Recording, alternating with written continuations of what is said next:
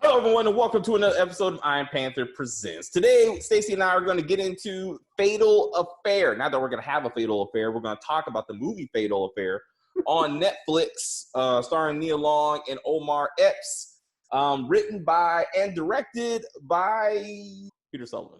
He obviously went to the Tyler Perry School of Movie Writing. And that's not a compliment. This movie...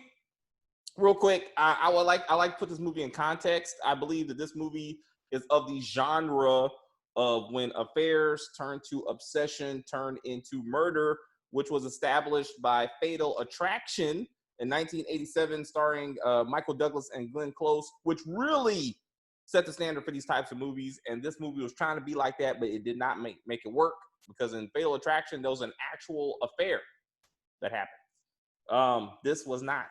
But anyway, Stacey, what did you think of said shenanigans of this movie? I mean, it was an okay movie. A very Lifetime-esque movie.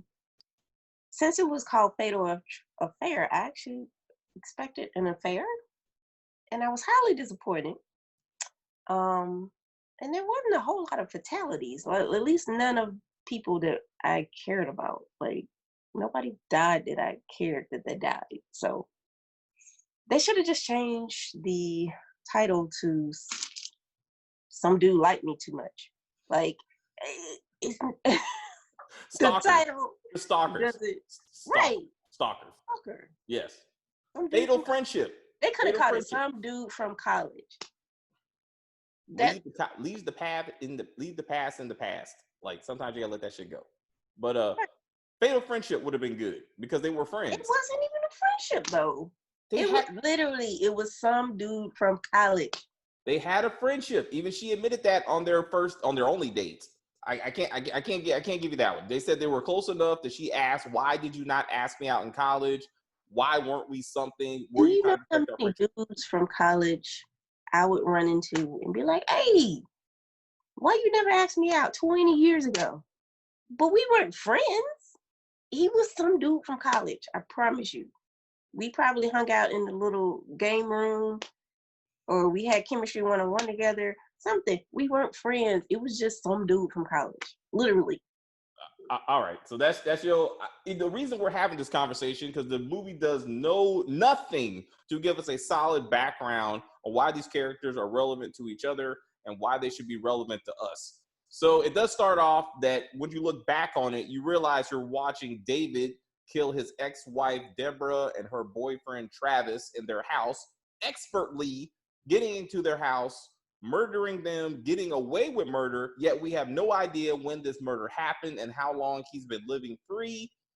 I would submit right now, this movie should have been about that. This movie should have been about a couple going to shit. They can't get along. The wife is trying to move on. Soon-to-be ex-husband is disgruntled. He can't take it anymore. He tries to get her back. It doesn't work out, and ultimately he kills him. And then the cops figure out that he did it, and he goes to jail. Have a nice day. That would have been a much better movie than what we got in this thing. That would have been a fatal affair. That would have been a fatal affair. She ends up with the white dude, Travis. Deborah ends up with white dude, Travis. They meet at work. David is all crazy in the head and shit. He sees this. He's trying to stop it. And then eventually he has to kill them both. Because, that's what you do when your ex-wife tries to move on from you. I'm just kidding. That's not okay. It's not okay. Talk about that shit. You don't murder people. Okay? Okay. That's not okay. All right. So, but anyway, I digress. So with this movie, again, how long were they friends? And then murders. You talk about murders, right? So in this, David, in his obsession with Ellie, kills Scott. Scott is Brittany's boyfriend. See, did you notice Nobody cared about. Nobody gave a fuck about Scott. Cared. Nobody cared. You know who else? He had 2 scenes. You know who really didn't give a fuck? Brittany. Her boyfriend is murdered in this house. 2 months later, when this show is over, she's like, "Well, Dad, Mom, I guess I gotta go back to college because you're paying all this tuition." They're still living in the house that they were kidnapped and their boyfriend was murdered, and they're still living in the house. Why was she home for 2 months? Summer break, I guess, some shit. I don't know. Because it was Thanksgiving. They don't do it. I don't know. It don't make any sense. Timelines. There's no timeline of when David murdered his wife. There's no timeline of how long it took from that first crazy date to Ellie and Marcus working shit out. There's no timeline why this movie ends up in Thanksgiving. The only really time moment that we have is the fact that at the end of the movie is Thanksgiving.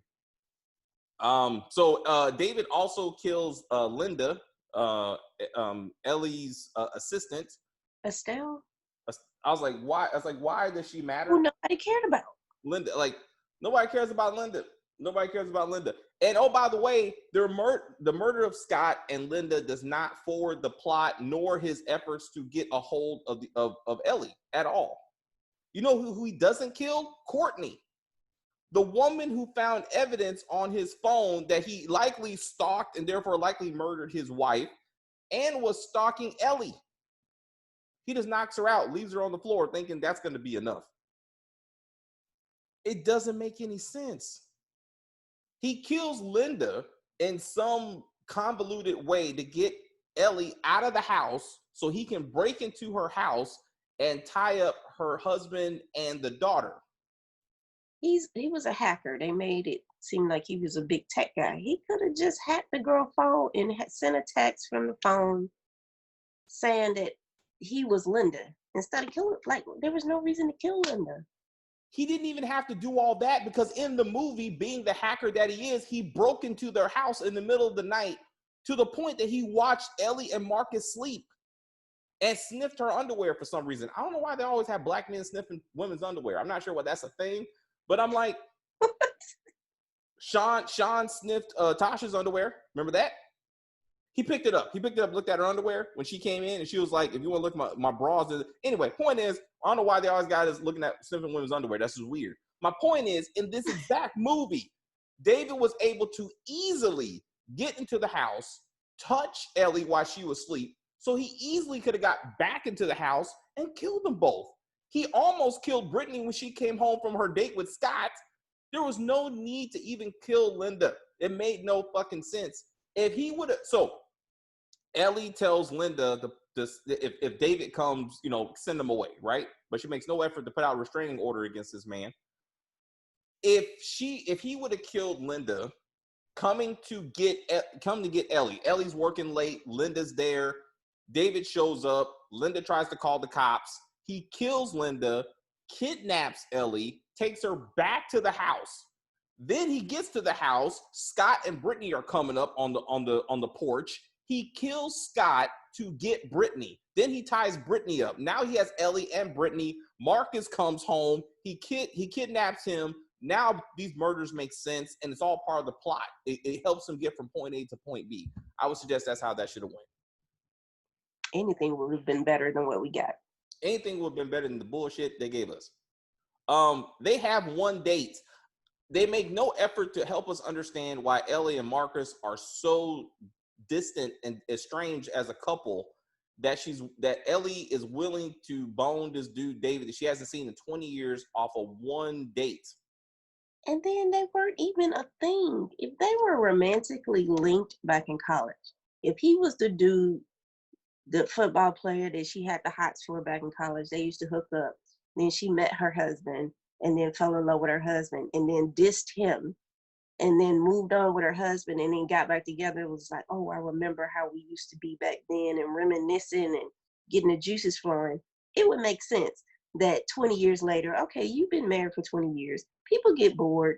People get that midlife crisis thing going on. She starts reminiscing, okay, maybe since me and my husband aren't in the best place, even though we don't really know why, the man got in an accident and he's healing and you want to go fuck another dude. Doesn't make sense. So it didn't make sense that they had no chemistry. That was my thing. Like her and Omar, she kept saying, oh, well, you're more attractive than you were back then. But there was nothing, there was no, ooh. Like when you watch Scandal, you saw Olivia and Fitz and how they used to walk into the room and it was like tension. Like, ooh. Like Ghost and Angela, you would see them on scene and it'd be like, ooh. Omar and Nia, there was nothing there. It was just like again, some dude from college.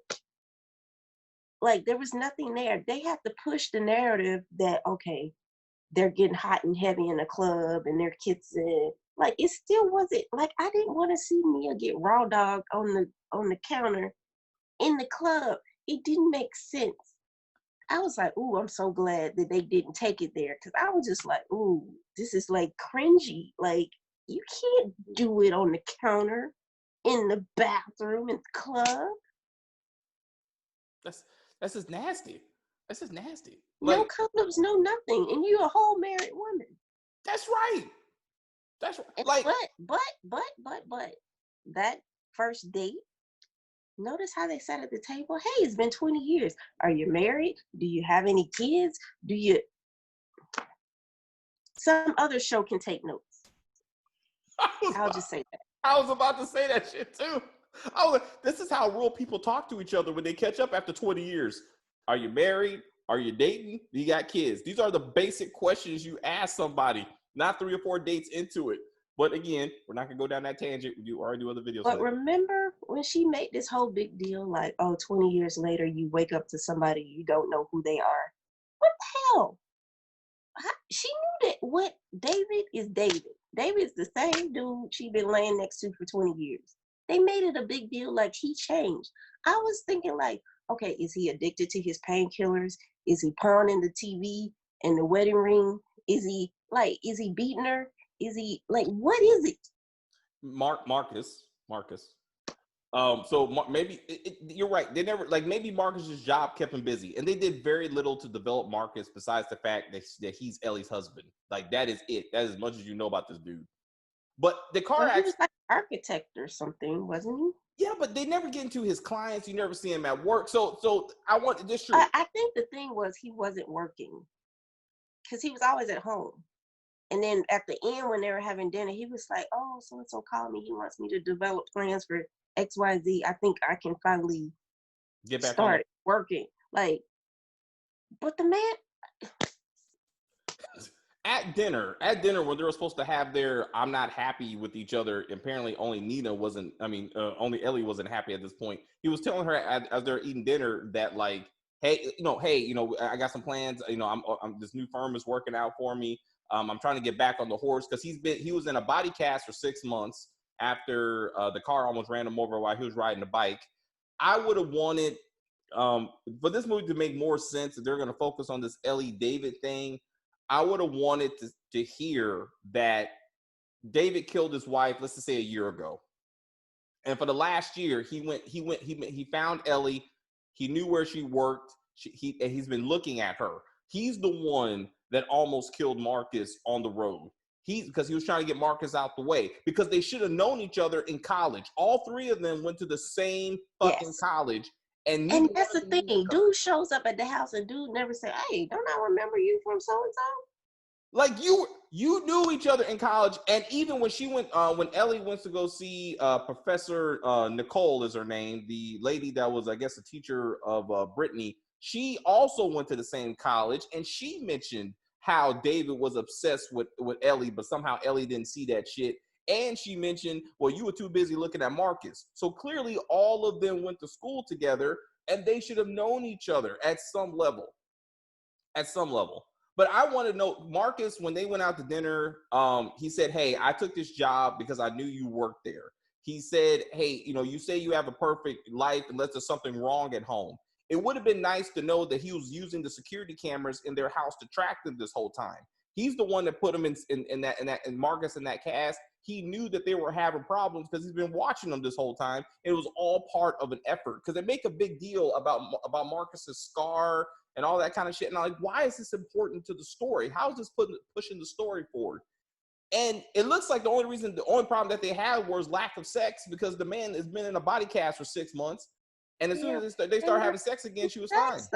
We saw them have sex. They did it in the shower. They were doing it on the bed. Dude had pictures of them entangled in the bed.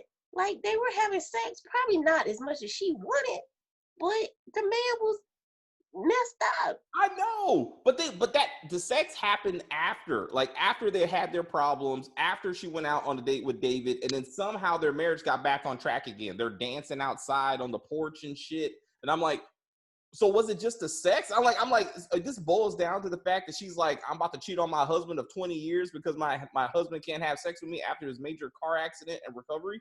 Like that was the problem in their marriage. Exactly. We don't know.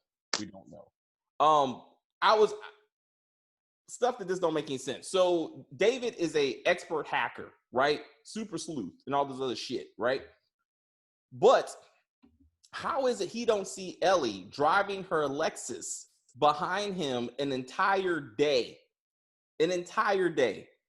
She goes to his apartment building where the lady at the front desk, and she says, "Don't you remember me from this morning?"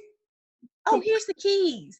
Who does that? Who does that? There's no way this woman remembered her. And she's like, yeah, I understand. Here you go, lady. I don't check your ID. I don't see if you're on the list, on the lease. I'll just let you up. You go figure it out. You go ahead into one of our residents' apartments. No. Oh man. Then she gets in there.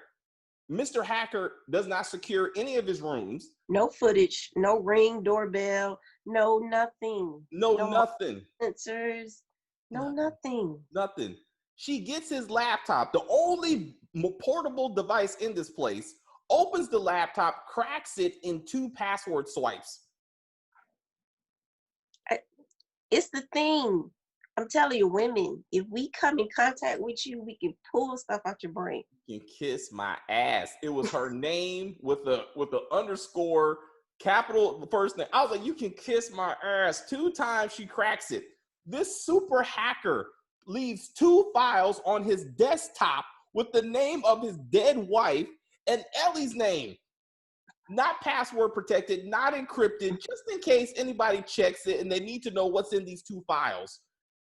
Oh my God. I was like, what are we doing? What are we doing right now? I know you're trying to move this shit forward, but this is ridiculous. Well, then he comes through the door and she hides under the aisle in the kitchen, right? If they wanted to be true to this story, I would have wanted him to be like, "Hi, Ellie, how are you?" Because he saw her, because he's smart. He knows that she's been following him all fucking day, and this was all a trap. And he's like, "So what do you want to do about this?" Like, for her to be like, "I broke into this man's apartment, I got through his computer, and super hacker don't know that," and then she's out. Stop it.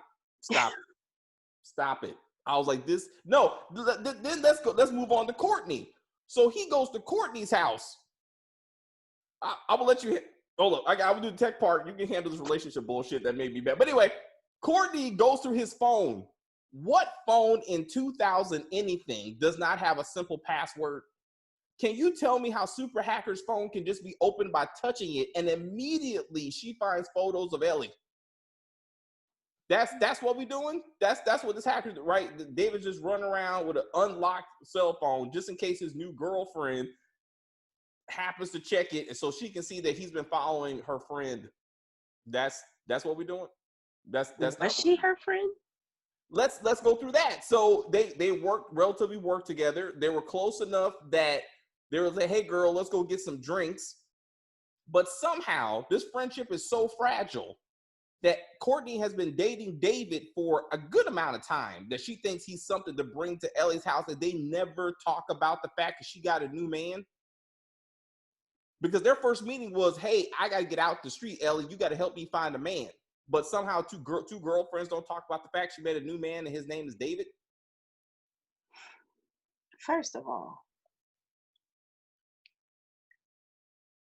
Ellie almost cheats on her husband. Uh-huh. She don't say, "Girl, I hung out with so-and-so last night and I almost cheated on my husband." Girl, for real? What do he look like? What's his name?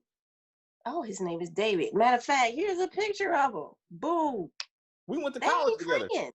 They're not friends. I did. That's number one. All right. Number two, you roll up at my house. Oh, I meant to tell you I was gonna bring somebody, but I just brought. Who shows up with a +1 that she supposedly doesn't know, never met? And you just show up to the house with, "Oh, here's so-and-so." No. Strike 3. Y'all sitting at the table. She tries to kind of summon her to go to the kitchen. or whatever. That doesn't work.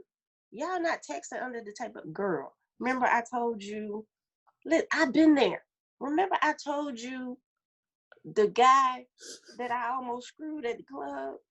That's the nigga sitting next to you. Remember the picture? Do you know how many times I've been out at dinner and my girl is texting me under the table? I didn't even Meet me in the bathroom. You know, women always make an excuse to go off somewhere away from the men. Yeah. Hey, girl, let me show you this new outfit I bought. Come here. How is Marcus gonna let some random ass man walk with his wife into his house? That's what got me. Like, hey, no, David, you can sit your butt here and I'm gonna go with my wife in there and get the food. But no. I'm gonna let this dude that don't know me at all, just met, I'm gonna let him walk in there with my wife while I sit out here with her friend. I do not think so at all. Like, what the fuck is going on here? Like, we need to have a conversation. Like, oh man. Oh, and then David, again, we have no idea how long Courtney and he were dating. That should have been explained, because all of a sudden David is in Courtney's ear and Courtney turns on her friend in a minute. They weren't friends.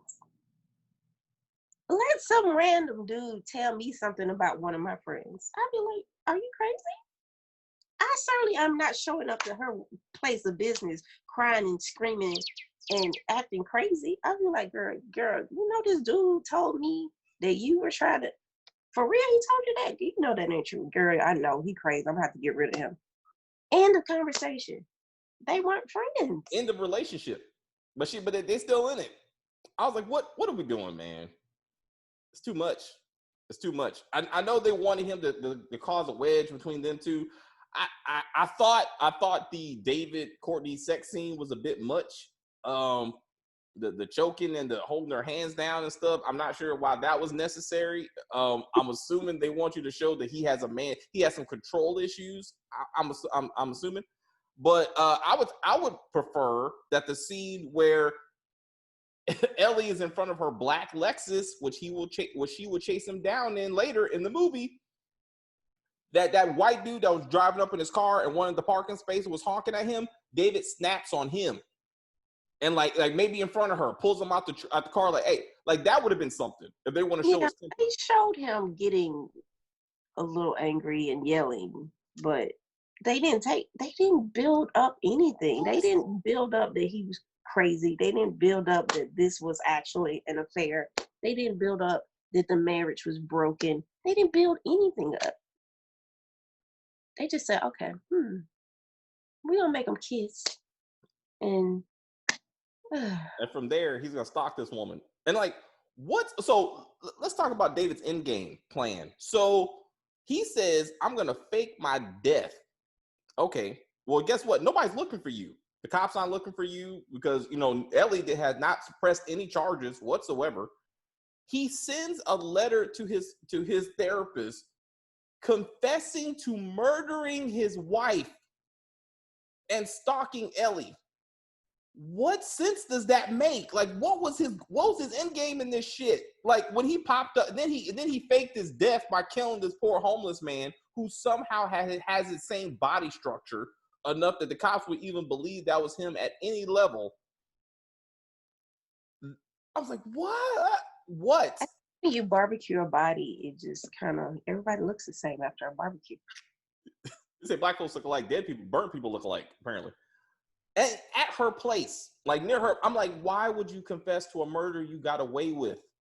That doesn't make any sense. How long did it take for him to come up with his master plan at the end of this movie when they show you this montage of Ellie and Marcus moving on with themselves, that finally around Thanksgiving David's gonna pop up and try to kill everybody like he's Jason or some shit, like he's Michael Myers. He's running around their house just killing people, killing cops, killing Scott, but he don't kill Marcus.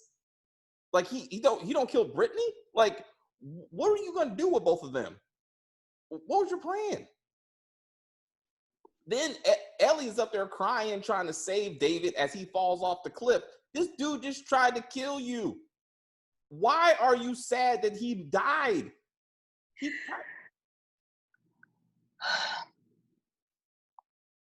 It's that friendship. She couldn't let go of that friendship. It's like, all the There bullshit. was no friendship. Hey. He bought her an album and then taped it back together again and then played that shit. I was like, what the fuck? What are we That doing? never worked. Trust me, I've broken a record back in the day. It doesn't go back together. Also, 20 years ago was 2000. So records weren't even a thing then. Like, why would you even have a record? Like, a CD maybe. If you want to go back in the day, you give her a CD, which I'm sure some young people don't know what a CD is. But I'm like, you pulling out a record? Like, I'm like, It's nostalgic. don't make no damn sense, man. I was like, an MP4 file would have been fine. I mean, he's a hacker. You know what I'm saying? He just emailed it to her. They could have played.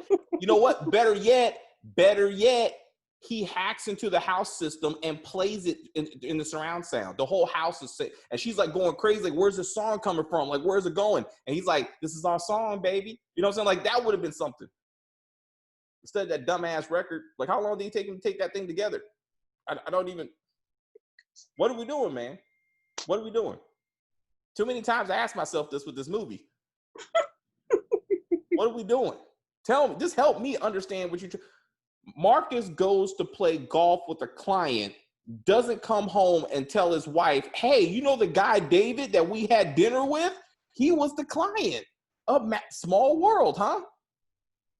He doesn't see his wife drive up in her Lexus, huh? When he comes out the golf course, he don't say, hey, why is Ellie over there? Baby, what you driving around for?